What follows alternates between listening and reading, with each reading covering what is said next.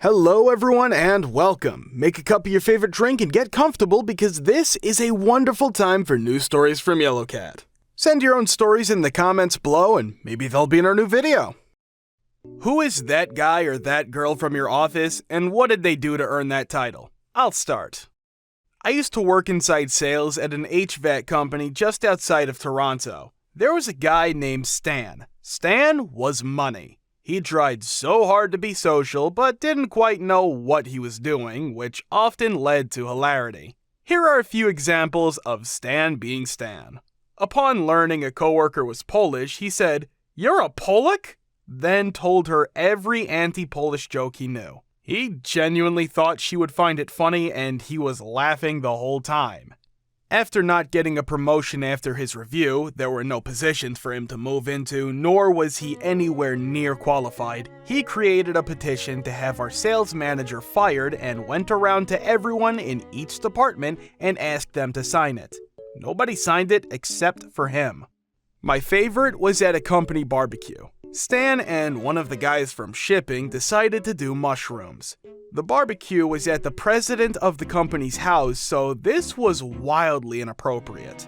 After about 45 minutes, he was going around from person to person shouting, "Go G-Men!" to the guys. He was a New York Giants fan and the season just started and asked the girls to dance with him. He then told a racist joke to the 65-year-old VP and laughed so hard at his own joke that he started drooling. Another Stan story. Stan and I were at a coworker's place with a few other guys and were having some beers, some smoke, and watching a hockey game. It was second intermission and Stan was a wreck. He doesn't handle his smoke well. He was making samosas in our coworker's oven and decided he wanted to make himself a Caesar. He took the cap off the Clamato, turned to talk to me about something, and while talking to me started to shake the Clamato juice with the lid off. Juice everywhere, but he cleaned it all up and had a mound of paper towels on top of the stove. The oven dings, his samosas are ready. He opens the oven door but needs to clear off the paper towels from the stovetop so he can put the cookie sheet down.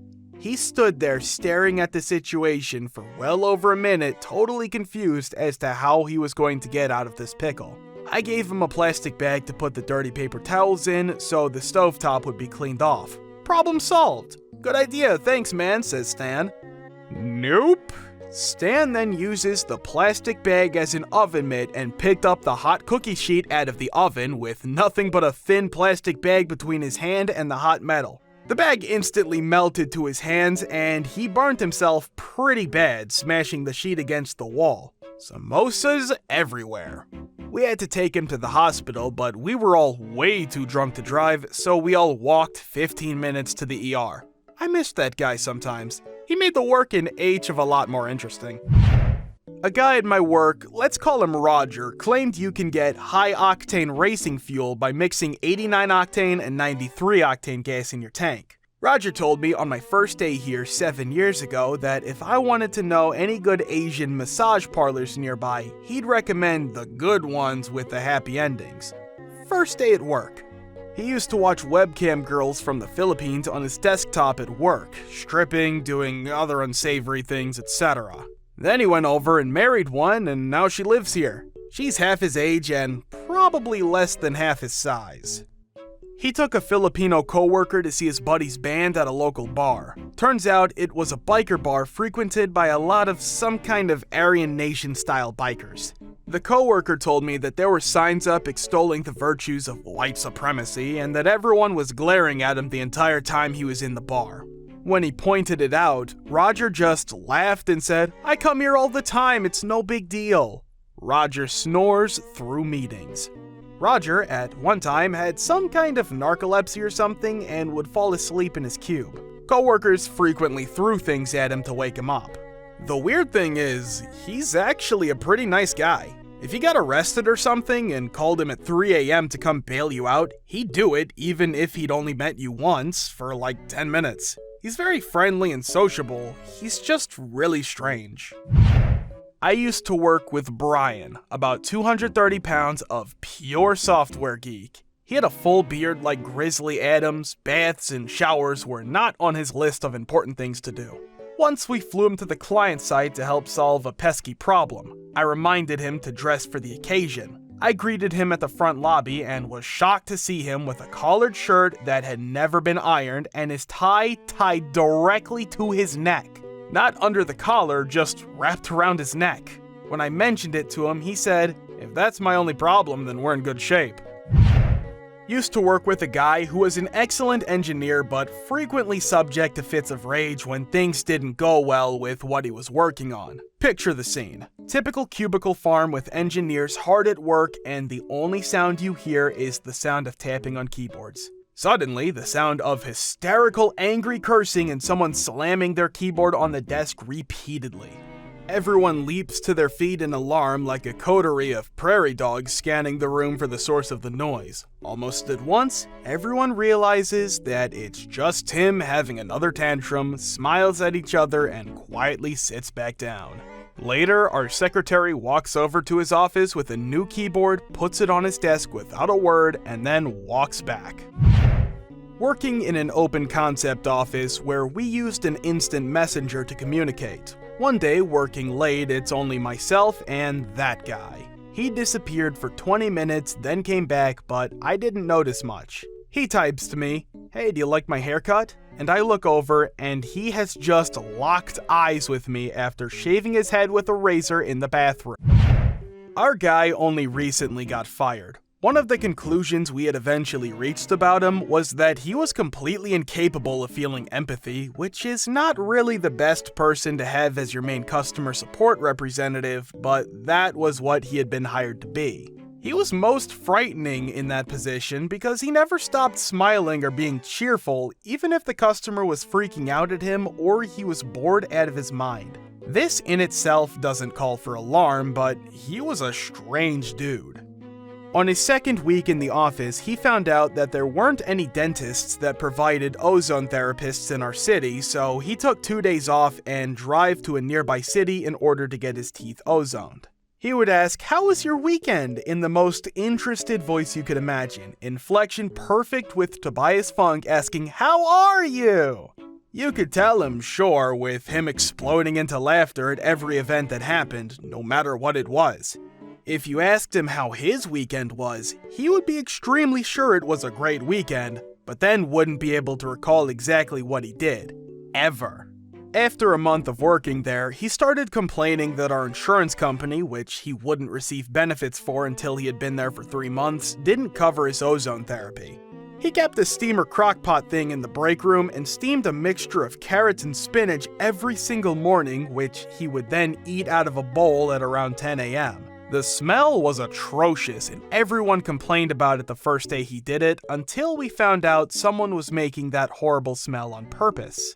He called it borscht for unknown reasons, which our Russian salesman nearly flipped out every time the word came up. He was kind of an idiot when it came to support as well. We have a support ticket system that handles all our clients for all the different services we offer. He actually had copy pasta that he was putting into every single ticket with a lot of idiotic troubleshooting steps that didn't apply to 75% of our clientele. When someone called in to report our support center was down, he asked them to submit a support ticket about it. He overall was a bit of a know-it-all, being very good at selling clients things that they didn't need and would later complain they spent thousands of dollars on. By the time he was fired, clients would call in and immediately ask to be forwarded to sales, even for stupid support issues, just so they wouldn't have to talk to him. He's not as bad as some people's that guy, but by the time he was fired, everyone in the office was being driven up the wall. Our number of support tickets submitted this past month are at 50% of what they were last year after a steady increase for the rest of the year, and I'm fairly certain it's his fault. Another thing that is completely inexcusable. We had, as I stated, a Russian salesperson. Let's say his name was Boris. Boris had a bit of an accent, but had lived in America for most of his life.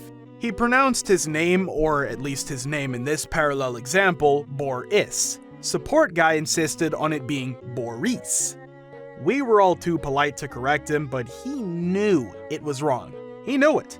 Because once, by coincidence, I laughed at something on my computer just after support guy said Boris. Immediately, support guy says, "Oh, I pronounce it that way because that's the proper way to say it." Out of nowhere, he says this. And on the subject of Boris, support guy spelled his name Boris. No idea why. 2 R's. He was corrected every single time. Sorry, I forgot. Support guy worked there for 7 months. 7 months of too many R's. My good friend Paul works in the warehouse at our company. He's gotten into every sort of trouble imaginable. He tipped a towering stack of construction materials over the back of our yard's wall, he slammed a forklift into one of our delivery trucks when he dozed off, he's gone to the wrong construction site 100 miles away from the intended delivery site, but he's a genuinely good-hearted guy and the company's had mercy on him. He's still with us. Tons of funny stories always coming out of the warehouse from this guy. The highlights. Paul's an Iron Maiden fan, and he's always singing while he works. Well, one day, Paul decides to sing a parody version of Caught Somewhere in Time with the clever lyrics of Caught with Shaft in Hand. So, he's just belting these inappropriate lyrics out as he moseys over towards the will call counter. Who should walk in but one of the sales directors giving a tour of the warehouse to a new female salesperson. Paul rounds the corner, continuing the chorus with "Caught with shaft in hand," and bumps into the sales director. He plays it off like nothing happened, shakes his hand, and the hand of the new employee, who are both giving him odd looks.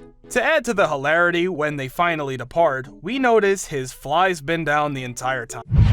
That guy at my current company is John.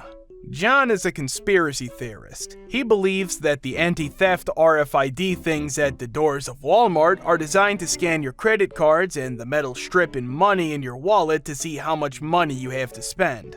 John talks about secret CIA trains that run in tunnels under the city.